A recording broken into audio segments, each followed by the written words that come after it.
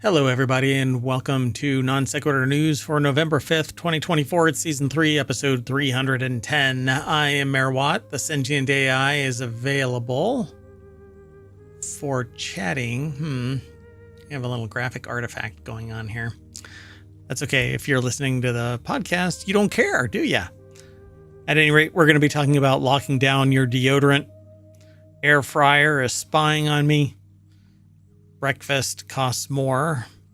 I say buy super hyper local. Waymo confused than usual. Bing for $1 million.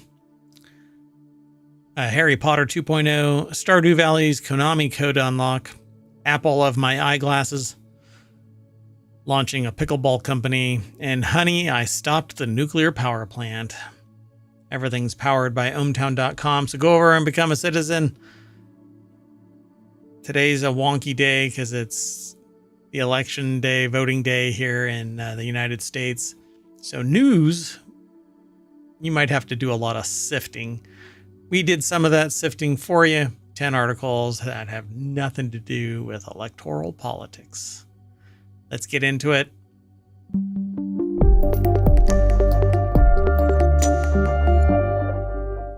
All right, folks. So, full disclosure, we are doing something new today and yesterday, which is I'm actually using my own hardware to stream to two different locations. And so we're still troubleshooting some of the issues. So hopefully everything is fine. If you're in chat, either on YouTube or Twitch, let me know if there's a problem and I will remedy it as soon as humanly possible. It looks like everything is fine on both, but hey, it is what it is.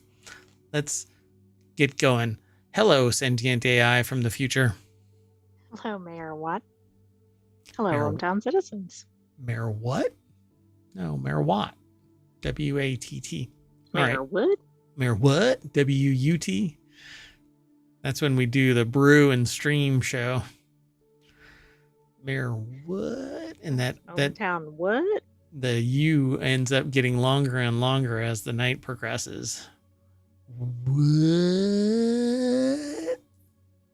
Seems like a good time to tell a certain joke.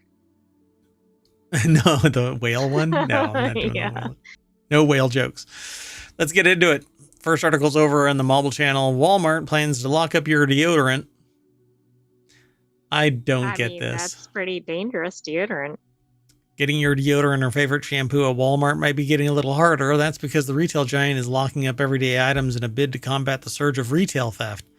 You know, when everyday items are costing so much that people have to steal them, it's greed. Dystopian. Yes. I mean, and the other day I was scrolling through some stuff over on Reddit and I saw pictures of kids in the 1800s that were put to hard labor for stealing iron, a single coin. Oh, wow. Like $1. That's outrageous, but we can see why it probably stopped the theft pretty soon. No, there were like 15 children that stole iron or bread or a coin or something. I can't even remember all of them, but here's the real kicker, right? Some of them all of them were under age 17. One was age 7 and put to hard labor. I mean, that is really outrageous. Now, it seems like we're traveling down a road where society has something to say about this. Locking up deodorant. Are you setting up a factory with metal stamping at 2 a.m? I'm not Hyundai. Francisco Velasquez over at QZ.com, aka The Fighting Quartz. I mean, didn't you read this to mean that the deodorant was being locked up, like, for the people's protection, not because the people were coming after the deodorant? Oh, no. People were coming after the retailer's mobile unlocking system, however, could represent in the next evolution in retail security. No. People are stealing the I know, I was being silly. the free range deodorant is not attacking children in the aisles of. Although I was at a grocery store the other day, and in the same aisle as the actually not the same aisle, the same stand, there was like a pallet. Kiosk or something. Well, it's like a floor pallet, right? Where they put a whole bunch of stuff to like entice somebody to buy it.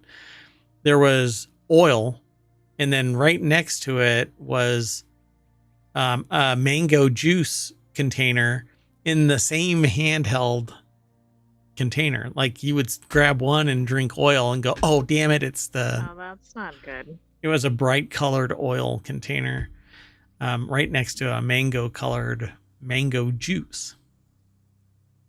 Anyway, that's the kind of goofiness that they need to lock up. But here, I guess, well, this is like baby formula. This is because this crap is outrageously expensive now because there's only 3 producers that have regulatory capture. Yeah, it's people in a panic because they can't get it because people hoard it. So that's because the retail giant about the deodorant and favorite shampoo, everyday items are getting stolen. So it means that the days of awkwardly waiting for an employee to unlock your deodorant or cold medicine could soon be over. It says mobile unlocking could streamline the shopping process while addressing the need for tighter security. Should Walmart roll out this system, which is workers at select locations are currently testing the tech where customers unlock security cases directly from their smartphones, as reported by Bloomberg. So again, this is a Bloomberg reported article. Okay, here's the problem with this. Customers. At least one. I'm sorry? I can think of at least one. You're really quiet. I think the bigger problem is customers have no requirement to lock said unlocked security case. It's not my responsibility.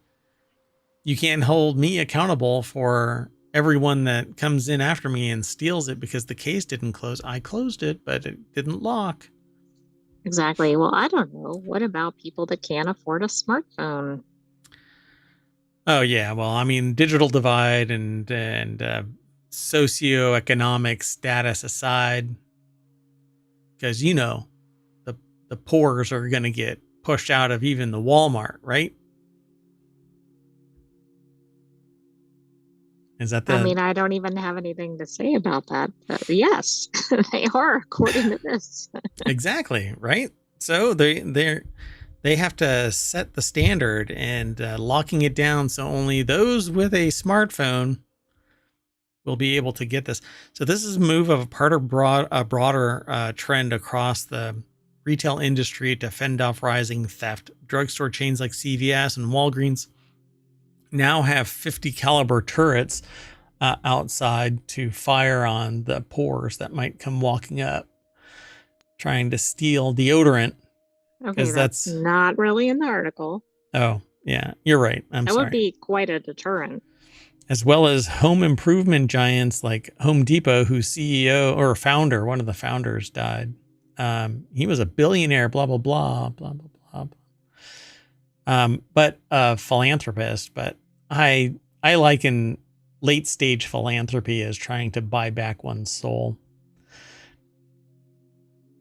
Well, we won't know where y'all went.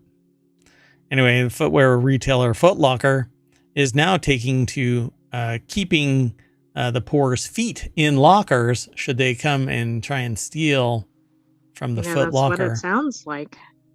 I wonder if it's like those boots they put on cars. Oh, yeah. Yep. That's exactly what it is. You have to walk around with one of those big old yellow things like contraptioned to your ankle. So what'd you do? I was 50 cents short on buying both shoes. So they gave me this until I can pay it off. Most recently, Target has taken a deliberate approach. In late September, Target CEO Brian Cornell said the company would keep essentials like the bodies of human beings. No, I'm sorry. body wash and undergarments secured for the foreseeable future. We didn't have to do this.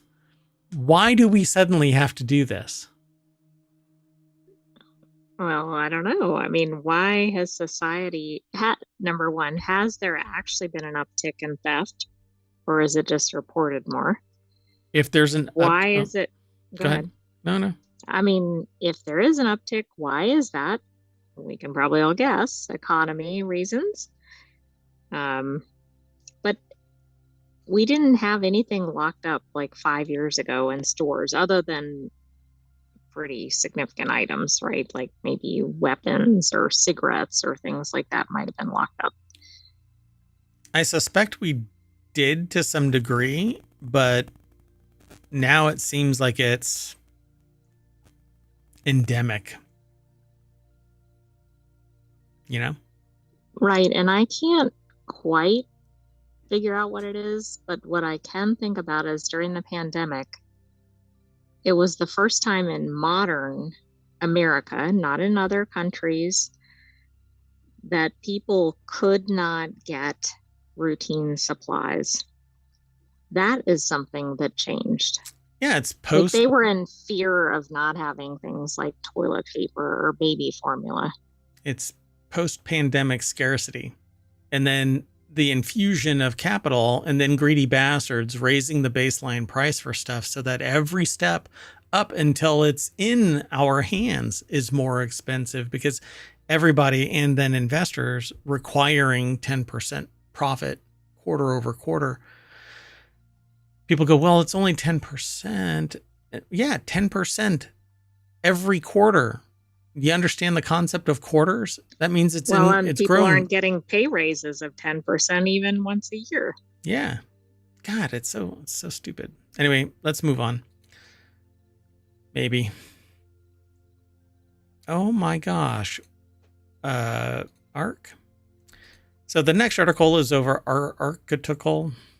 Anyway, I use ARC and it's for this. And it's slow as molasses today. Not sure what's going on.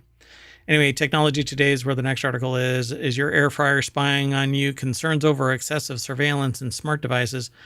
Air fryers that gather your personal data and audio speakers stuffed with trackers are among examples of smart devices engaged in excessive surveillance, according to the consumer group. Which? Okay, that doesn't make much sense, but okay. Oh, and it shows up again. I thought it was like a placeholder and they didn't put the actual name in. Maybe it is still. We'll find out. So the article's over at The Guardian, theguardian.com, theguardian.com, The Fighting Guardians. UK consumer group, which finds some everyday items, including watches and speakers that are stuffed with trackers. Robert Booth. Those are some tasty looking trackers. Oh, trackers. I thought they said crackers. Maybe that's what they actually meant. Stuffed with excessive crackers. What is an excessive cracker? I don't think there is such a thing. The organization tested 3 air fryers, increasingly a staple of British kitchens, which each of which requested permission to record audio on the user's phone through a connected app. Okay, so turn it off. Why do you need audio on an air fryer? Well, depending on the device, it may listen to commands like a smart speaker. Like voice controlled, okay. Or through your device, it needs to be able to use maybe radio waves to send it. And I don't know. I mean, I'm really not sure. Or it's just a catch-all. Hey, we want to listen to everything. You salivating over ASMR style over your chicken nuggets. Well, it might be some of that, given where some of these audio files were going.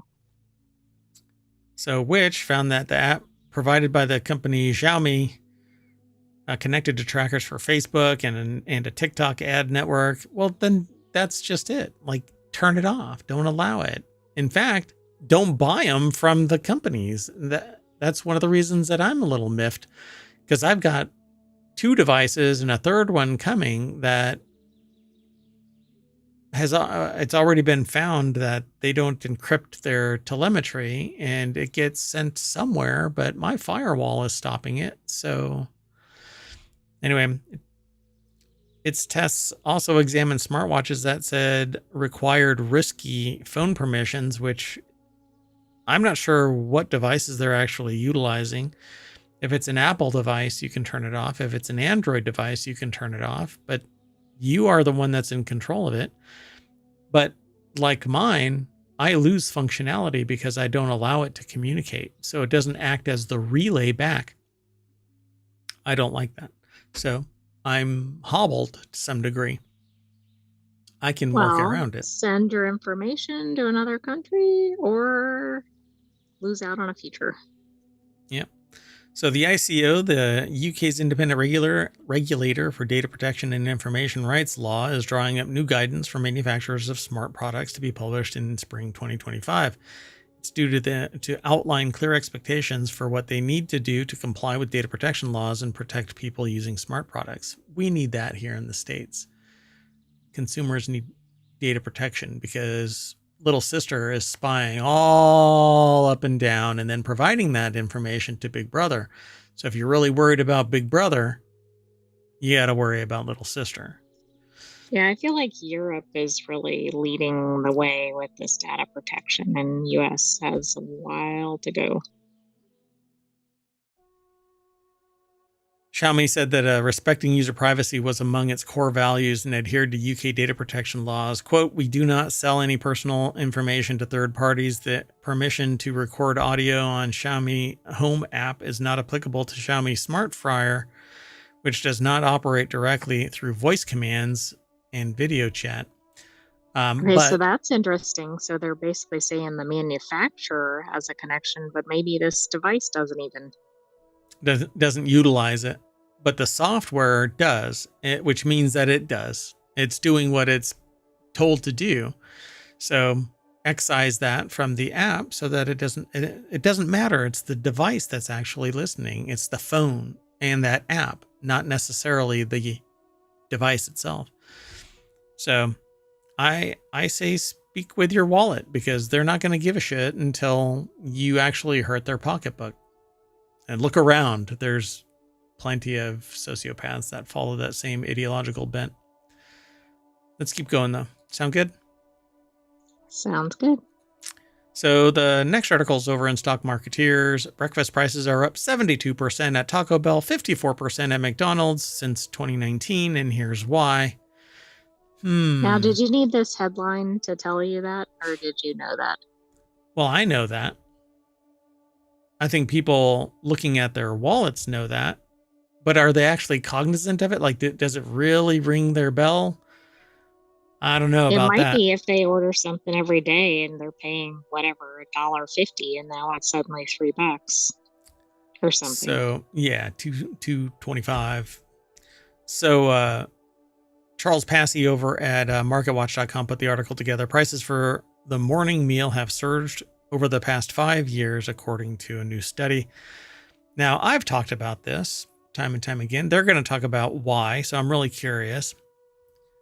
Newly released study from the personal finance site Finance Buzz found that breakfast menu items, because everything else has gone up, but breakfast is largely not that consumed, right? You either eat a snack at home and then go and work, or whatever. It's something really fast and dirty and you get in, get out kind of thing, but you don't really do. Now Taco Bell, though, has breakfast stuff. Carl's Jr., Hardee's, others. Prices for the morning fare have jumped 72% at those, 53% at some. It's wild. So, I mean, the lowest value items, I think, have had the most inflation. They seem to. Maybe they don't actually. yeah, because it used to be cheap to get, and now it's, oh God, that I have to make a decision. Do I want this? So perhaps the steepest breakfast increases involved hash browns, a classic morning side dish. The price hike for that item was 149% at Jack in the Box, which, who cares, Jack in the Box? Don't go to Jack in the Box. What if you want hash browns? Go somewhere else, not Jack in the Box. Make them know. Tell Jack that he can Never mind. Get back in the box. Get back in the box. According to Finance Buzz, it ranged from 23% to 110 at other establishments, but 149% at Jack in the Box. On average, the hash brown price has increased 77% versus 5 years So ago. this is the average. I mean, this is ridiculous with these that are way above, because the 72% was ridiculous. Yep. Pretty insane, right? So let's see. They say here part of it may be that operators know breakfast customers are creatures of habit, said Mark Kilanowski. Yeah, and it's taken 5 years for them. It's taken hundreds of years for them to realize it. And now suddenly, no. It's because of mergers and acquisitions. I need to really bear down on this. I need to focus and find the evidence that shows that producers, not these manufacturers that are at the end of this long tail. I'm talking about the producers, right? There is a thing called a producer price index, which is the price for the first sale from a producer to someone. That skyrocketed post pandemic.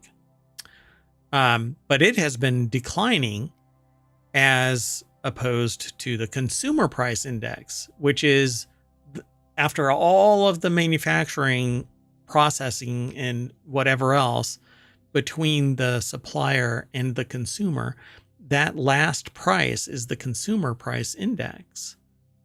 That continues to go up dramatically compared to 10 years ago. Which it really shouldn't be if PPI is going down. Correct. Yeah. So why does it? Greed. There's money in the system that could be invested somewhere, but that's not what the producers want. That's not what the various strata is allowing. Everybody is taking because they're greedy bastards. Even though the profits are extraordinary still, their profits are above and beyond cost of goods sold, which is the price of everything involved in producing an item. So they say another factor might be that the breakfast items are fairly inexpensive, which is what I said in the first place. So the price hikes, especially percentage-wise, are going to be all that more glaring, except that... Yeah, but they don't have to raise them 150%. They could raise them 10% and everybody would still be bent out of shape. Right, but that's not what's going on. So the outcry became so significant that many chains started promoting value offerings in the recent months to woo back diners, which had already been there for decades. It was exemplified by the much ballyhooed McDonald's launch of a $5 value meal featuring a McDouble cheeseburger or McChicken sandwich, a 4-piece order of McNuggets, and a small order of fries and a small soft drink. That's amazing. Thank you so much. Can I have more slops, sir? McDonald's is a chain where the reverse is true. Its main day menu items have increased by 80% in 2019, or since 2019, while the breakfasts have only gone up 54%. Well, that's interesting too, because I know something distinctive about McDonald's breakfast is that they serve breakfast all day, which not every chain does. Okay. They're still greedy. If you really believe into the constrained, you have to get your breakfast. Those are the ones that are going way up that are in those morning hours. I would probably hazard a guess that McDonald's, because McDonald's actually, well, there's others like Bojangles is on the East Coast, and Bojangles serves breakfast stuff all day, but chicken. But they're highly focused. But McDonald's pushes breakfast. It is a thing at McDonald's. So yeah. Steve Zager, who teaches courses about the restaurant industry at Columbia University and New York University, warned that fast food chains have to be careful about breakfast pricing going forward. After all, diners do have an alternative.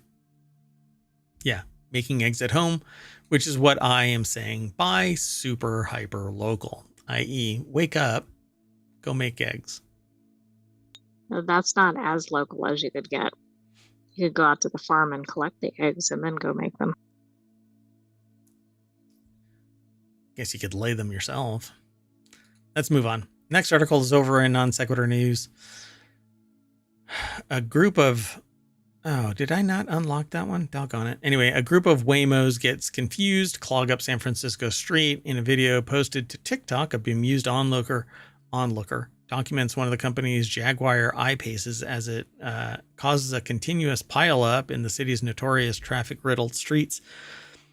Quote, the Waymo is stuck because the Waymo is trying to go behind the Amazon truck, the bystander explains, but then it's stuck behind the Waymo, and oh my God, there's another Waymo. Indeed, I love that. as the 35-second clip shows, an Amazon truck got trapped between 4 of the white Waymo cars. Do you think the Waymos are like, no, this isn't going to work? The Amazon truck is not like us. Yeah, really. One of us. One of us. That's all it says. It's chanting over its speaker. One of us. Noura Al-Sabai over at futurism.com put the article together. There is a 30-second video, but we're not going to get into it. This is not the first time Waymos have gone haywire in that city by the bay. Soon after debuting in San Francisco, a bunch of the Waymo cars started honking at each other for some reason when trying to navigate a specific parking lot. Yeah, they would all come in and see each other and honk, and then they're all honking, honk, honk, honk, honk. The video is awesome. I love it. Yeah, it is really funny.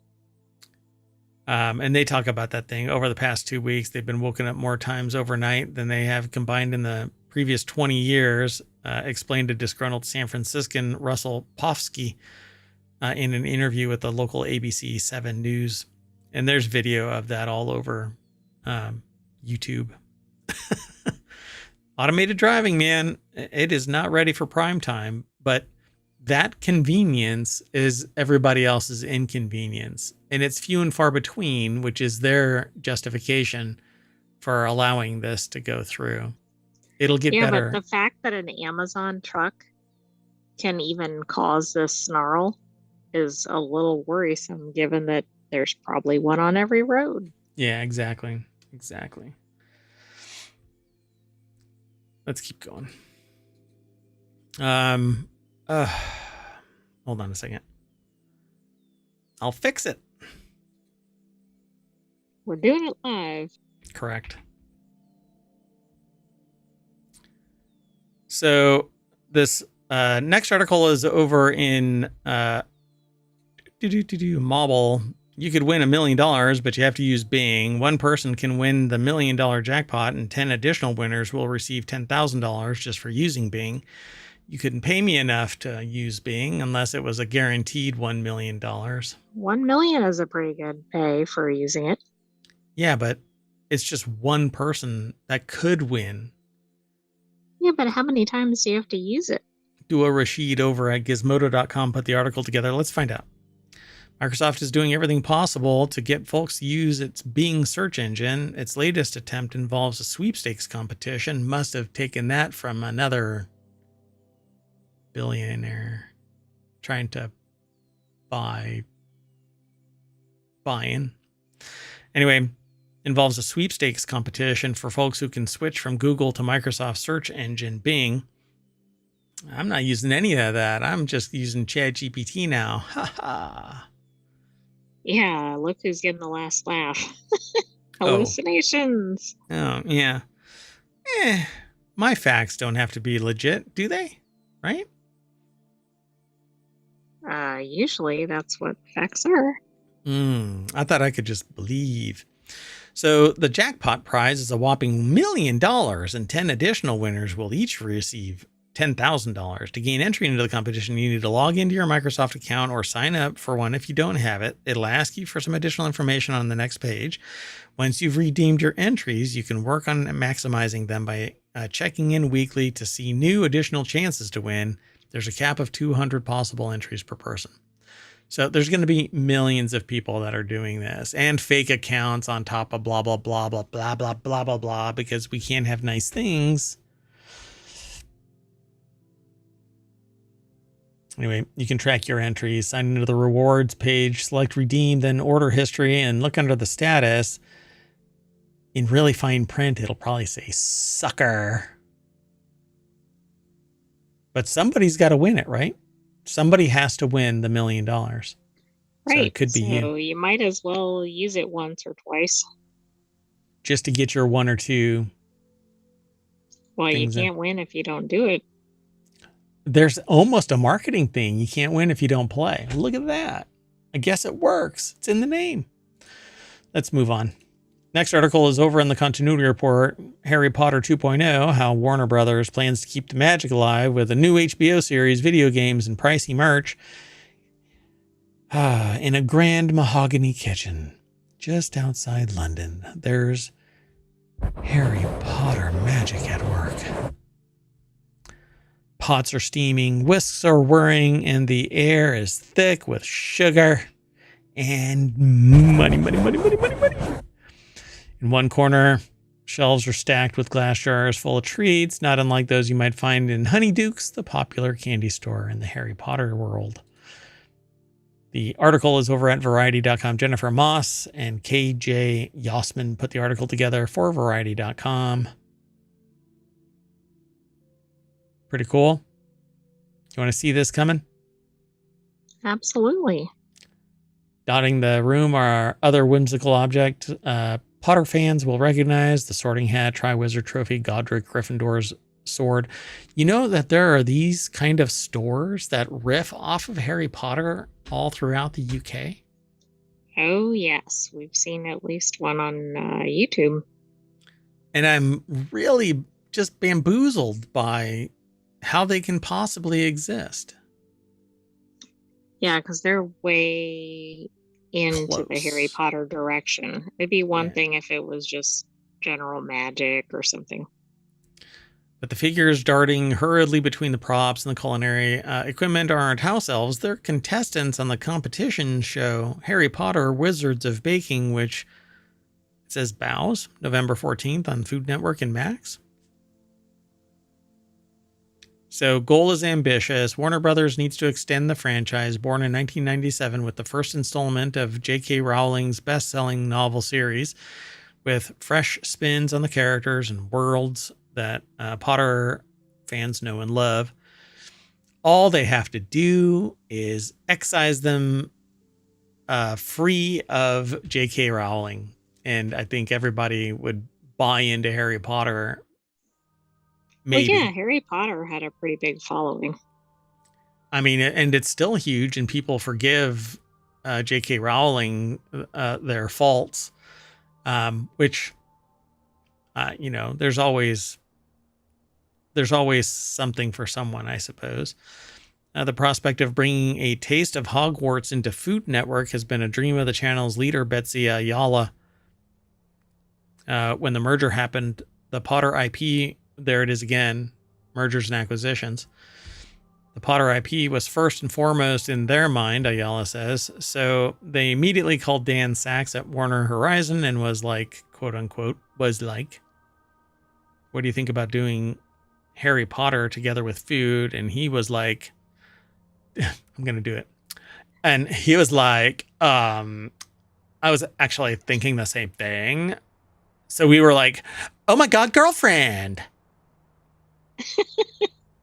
I don't think the conversation went like that, but it Besties. sure looks like it.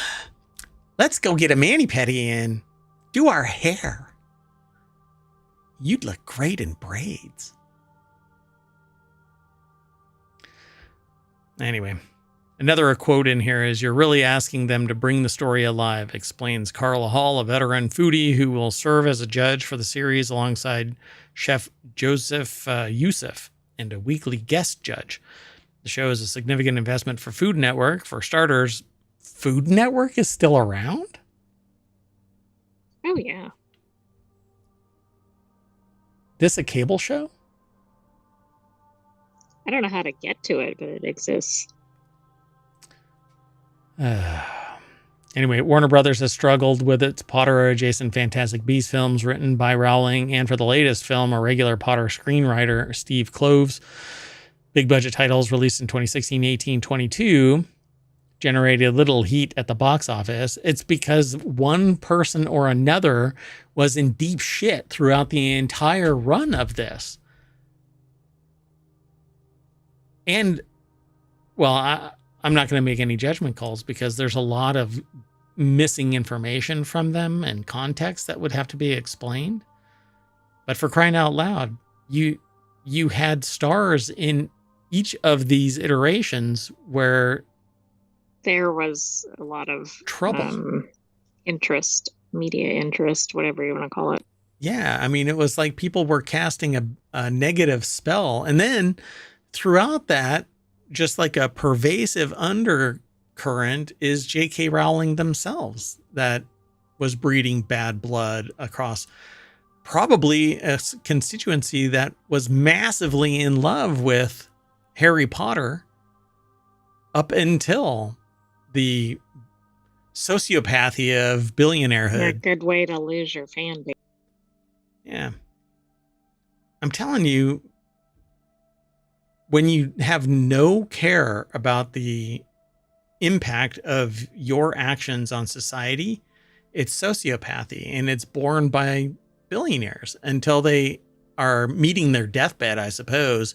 And they're like, oh, my mortality is at stake. I better buy back my soul. And then they become massive philanthropists.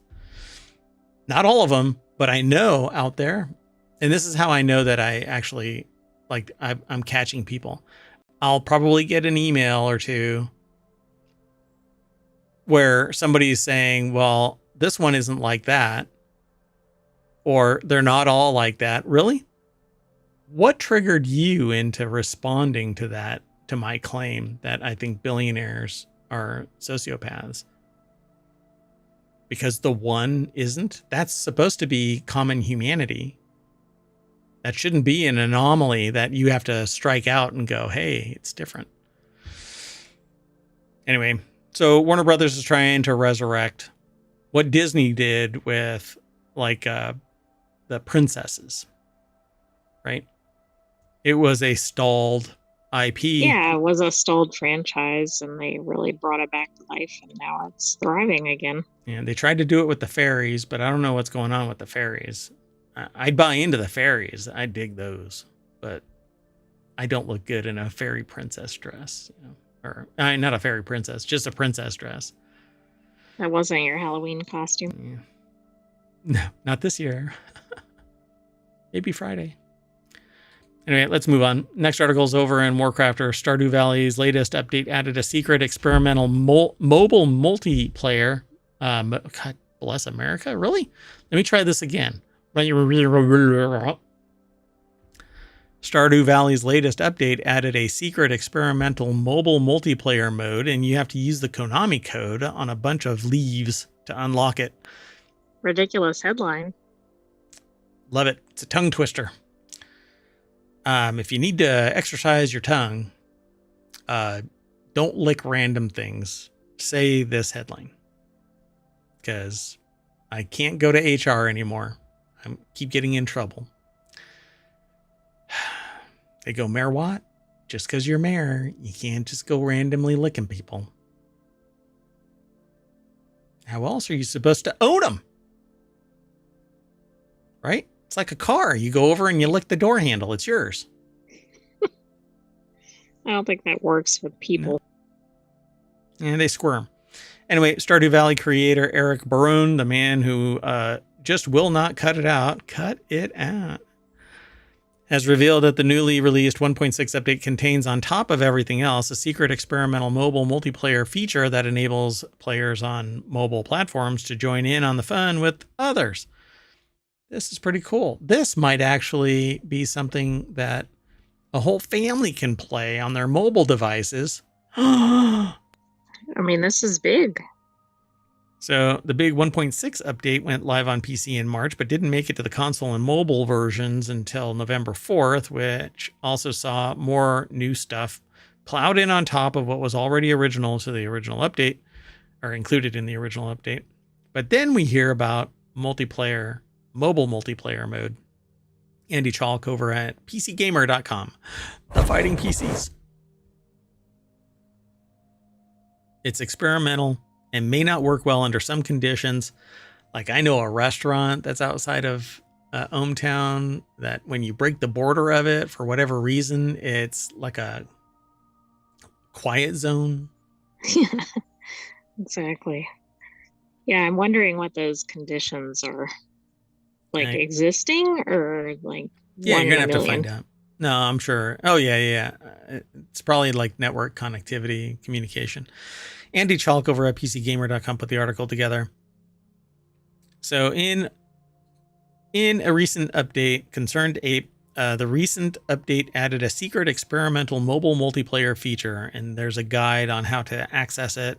You can go to stardewvalley.net, and there'll be links there. But you can also follow the link through ohmTown over to PCGamer.com. Multiplayer works pretty much the same way on other platforms, except that there is no farm discovery capability. You can only connect via IP. You can, however, join a PC hosted farm from a mobile device via IP. So you have to know what the IP address is of the device. Barone warned that trying to host or connect to a game over a mobile network may not work very well. The best case scenario for mobile players looking to connect with others is one in which the players have a high-end mobile device connected to a PC hosted game via Wi-Fi. So local. Right, so the main person needs to be on the PC. Yeah. So you can actually host the game on some server somewhere. That'd be pretty cool. On the other end of the scale would be if someone were to host a game from a low performance phone on a cell network, you would probably have to create a mobile Wi-Fi hotspot for others to connect locally. And that one's easy because you'll be able to figure out what your IP address is and you can connect via Wi-Fi to your device. I don't know about low performance phone. I would probably still want a high performance phone because that convergence device, that one is going to be sending and receiving a whole lot more packets. So, pretty cool. On the other hand, Barone also respects the fact that you're a grown-ass adult. If you want to try these things out, there's nothing stopping you, he wrote. Just be aware that there's an inherent connectivity issues that can arise when attempting to host a multiplayer game from a mobile device. You're not the boss of me. Watch me do it and get frustrated with it. Yeah, and then blame Stardew Valley. I hate Stardew Valley giving me options. You know what? They're the opposite of what all of these other companies like EA are.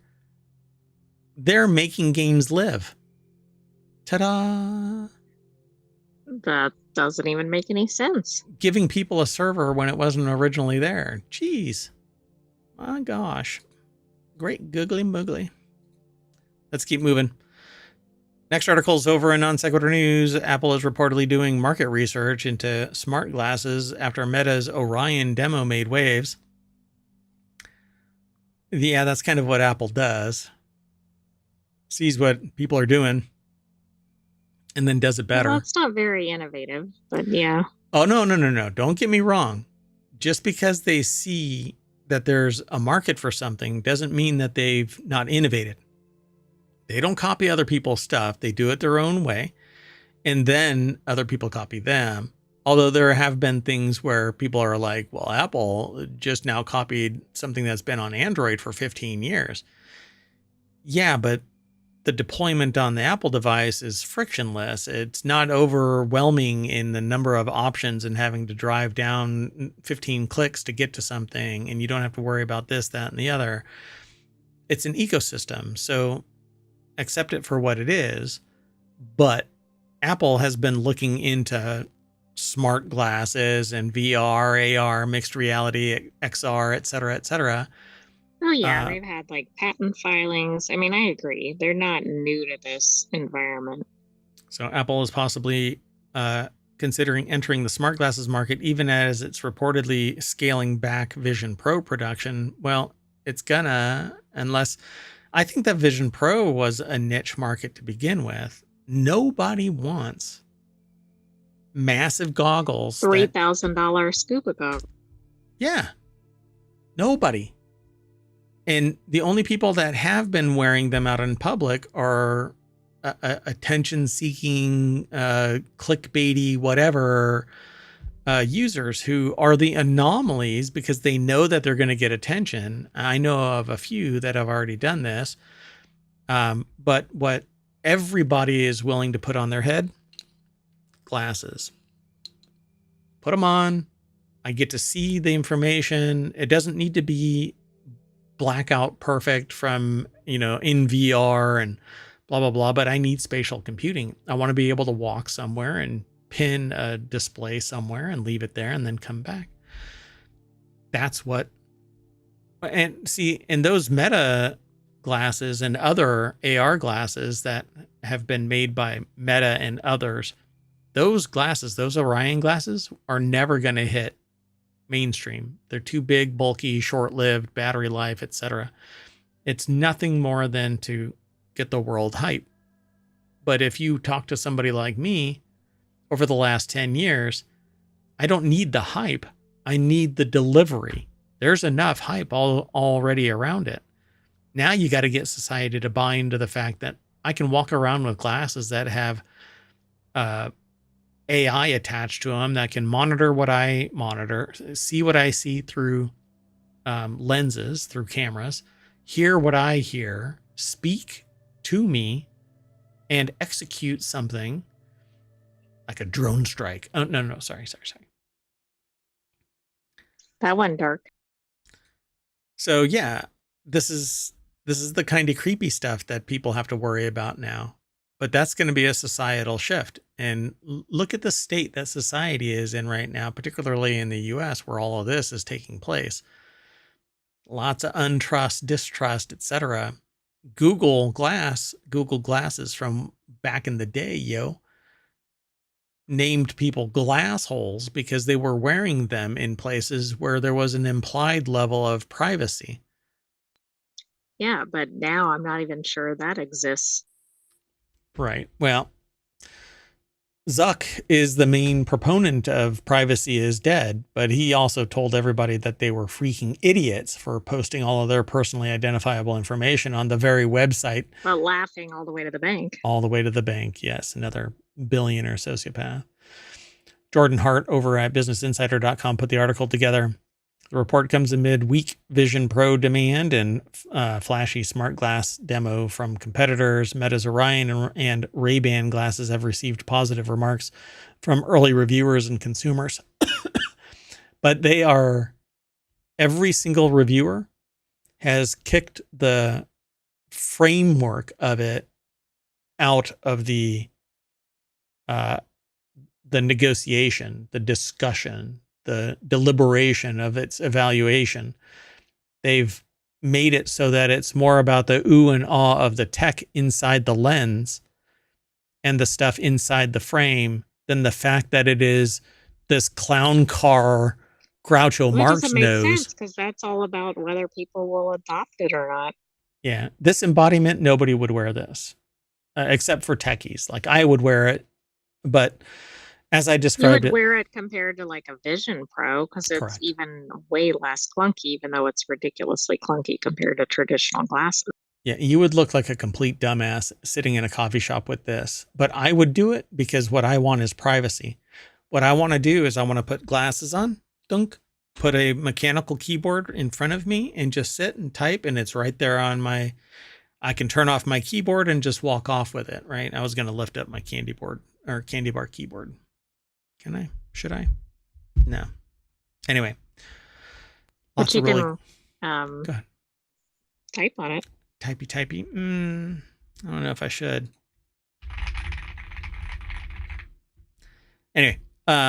So yeah, I like the privacy. In fact, a couple of weeks ago, a week ago, I gave a talk about that there is new tech that's coming to the market that will eventually allow me to just walk around with a little keyboard, lay it down, and start typing into a dock.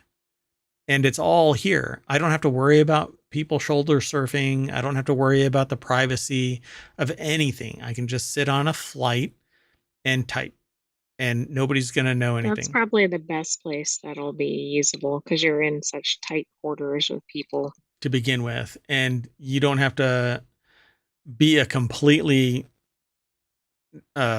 out of touch with your tech attorney on a flight who allows everybody in a 270-degree arc a view of your literally private, top secret,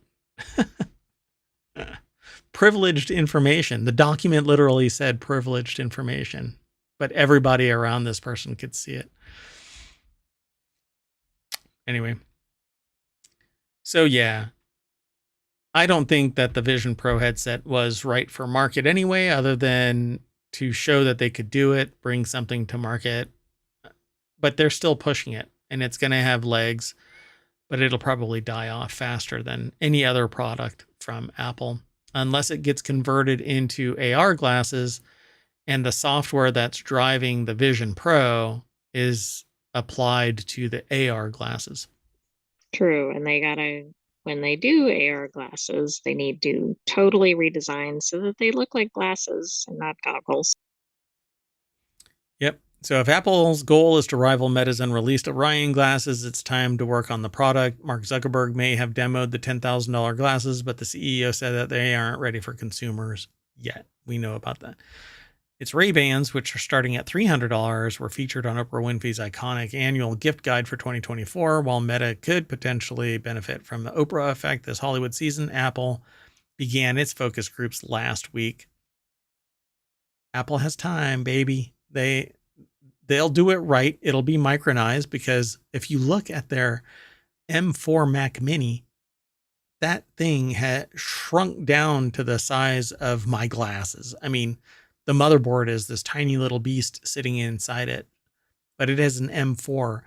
It is more powerful than my primary gaming machine, which is a year old.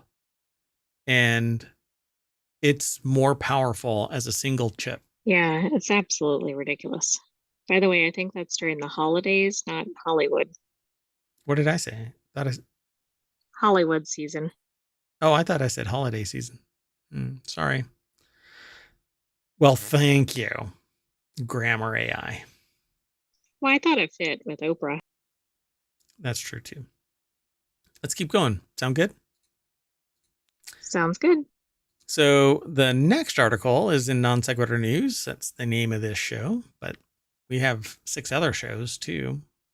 So go and look for all of them over on iTunes or wherever you catch pod, and you can download them over on YouTube as well. And there's over 1,500 episodes now. That's shocking. So we've been doing this for 2 years and 11 months now. So when launching an e-commerce business, a chunk of your startup money will go toward initial inventory. This article is, and I'm going to be really blunt about this, the only reason why I chose this is to basically take a stab at somebody. Months into launching a pickleball e-commerce company with $10,000, I'm already over budget. Here are my startup costs, including a surprise $2,095 expense. So 2 people, apparently. Friend and I budgeted $10,000 to launch a pickleball paddle company. Their startup costs have been higher than expected, and we've already gone through 60% of our budget. Their expenses have included USAP fees, prototyping, graphic design, packaging.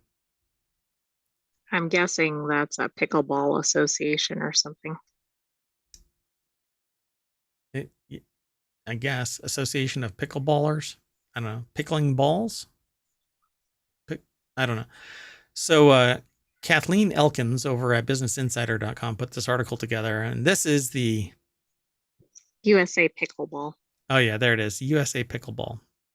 USAP. They have a little brand. So they have to get the branding on there. They had to pay.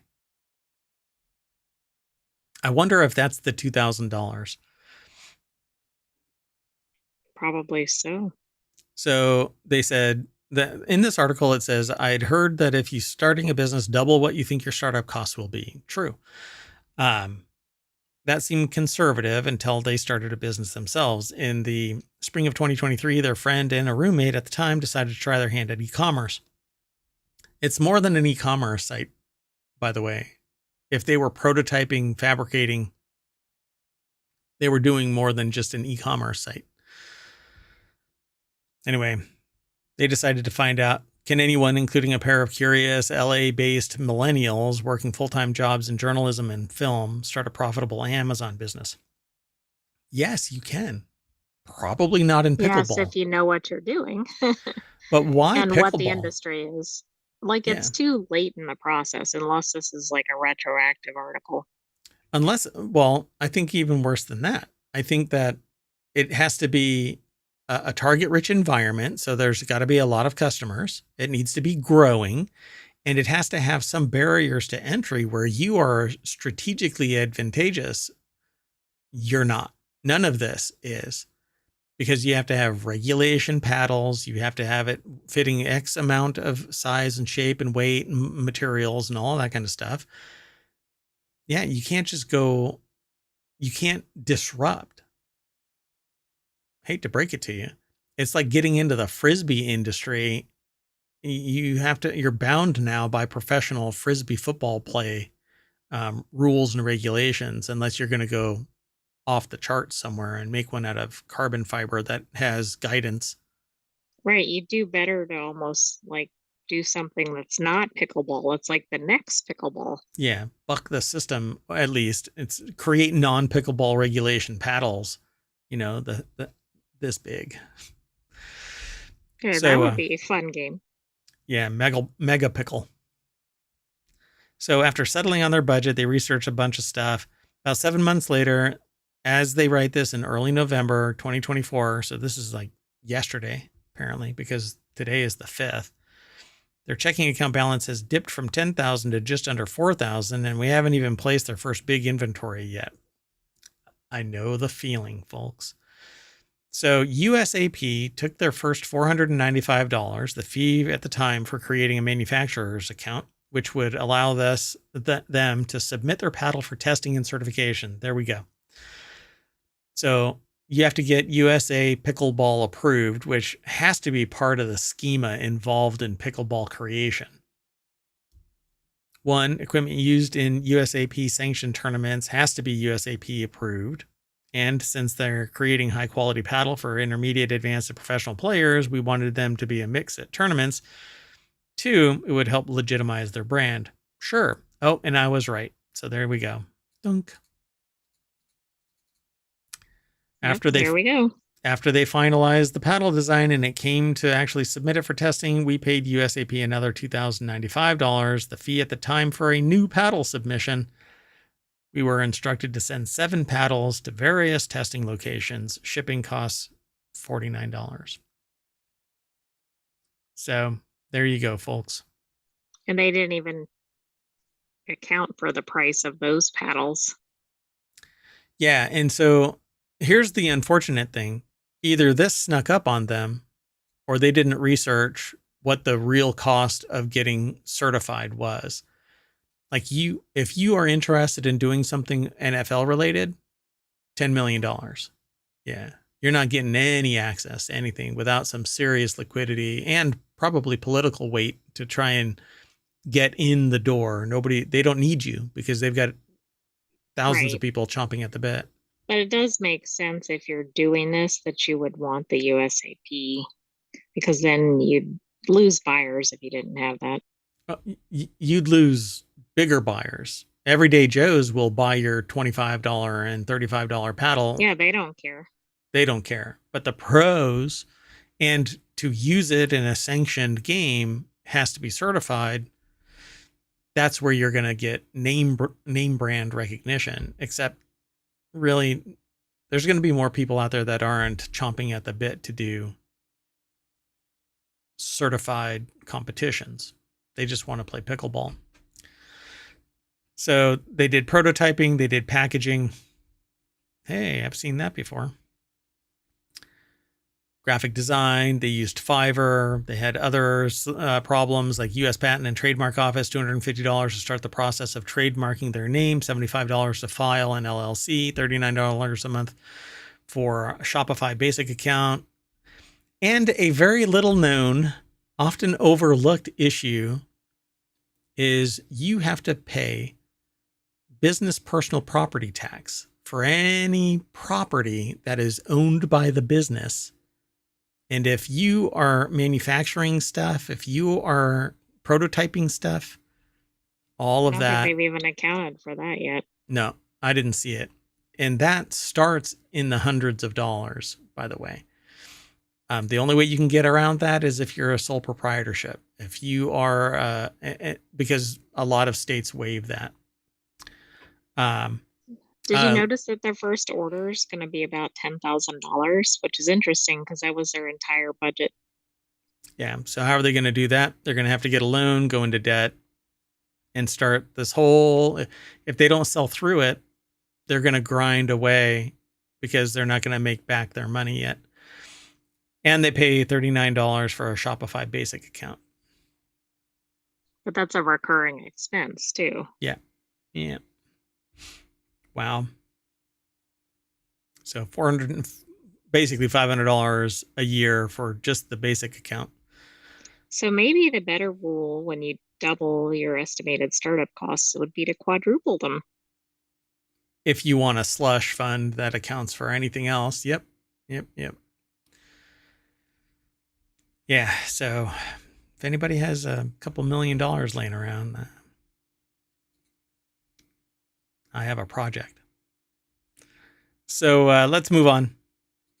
The next article, by the way, unlike other sites that I've seen do that kind of talk, that was the most on target, fruitful in terms of raising awareness about the actual cost of starting up.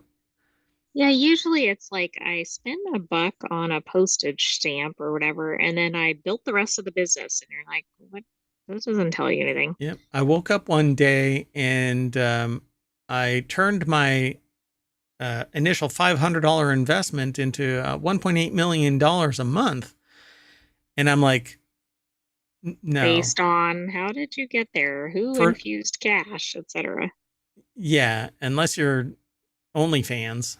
No, that's not how it works. Anyway, the next and our last article for today, and I'm going to make this one really quick because we're over the hour time limit. It's in Wanted. Bees reportedly stopped Meta from building a nuclear-powered AI data center. Meta had plans to build an AI data center in the U.S. that relies on nuclear power. It even already knew where it wanted the facility to be, but according to Financial Times, the company had to scrap its plans because the rare bee species was discovered on the land reserved for the project. Boy, I know somebody that would be pissed because something similar happened to them. So company chief Zuck was reportedly ready to close the deal with an existing nuclear power plant operator that would provide emissions-free energy, except for all the nuclear material involved. But hey, that's carbon neutral, right? Anyway, the Times said he told staff at an all-hands meeting last week that they're going to be pushing this on down the road until they get rid of the bees. Yeah, I don't see that happening, especially if they're rare or endangered or something. Mariella Moon over at Engadget.com put the article together. Deck statement says a rare bear species. Well, you would not want to be building nuclear powered next to bears. What could go wrong? Radioactive bad bears. Or they're going to get radioactively turned into bees. So bear bees. Uh-huh. There's a movie about that, but they're like pink, right? Bear bee? Right? I don't know what that is. So Barbie. Oh, wow. Yeah. All right. Anyway, so I guess this is the white tush bee. Is that? Yeah. Why does it? I don't think I've ever seen a bee that looks like that. This is a Getty image, by the way. So,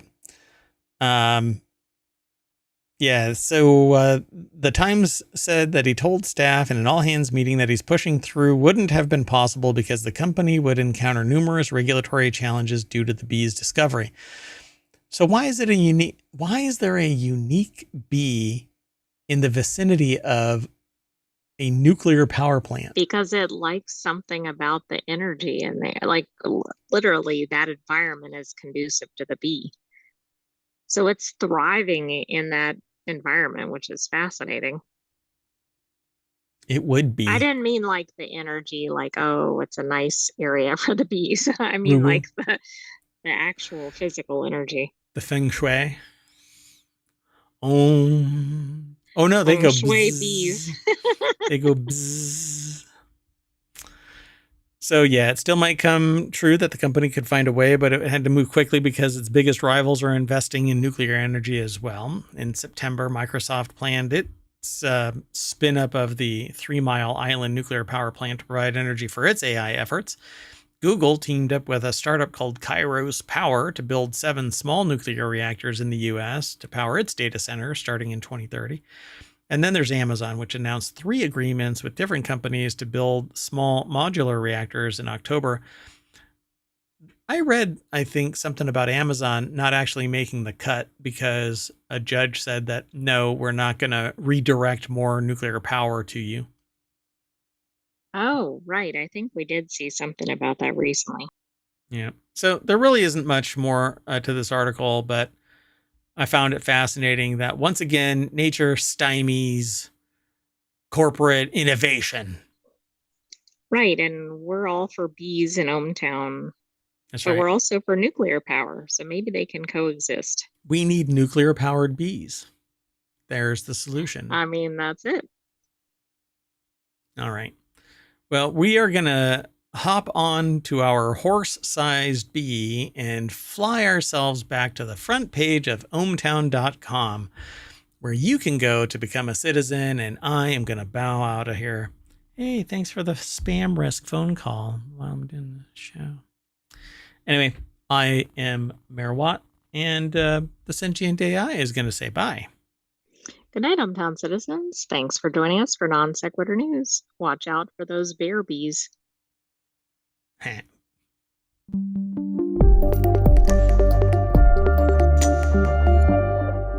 want my bear baby, bear baby, bear baby.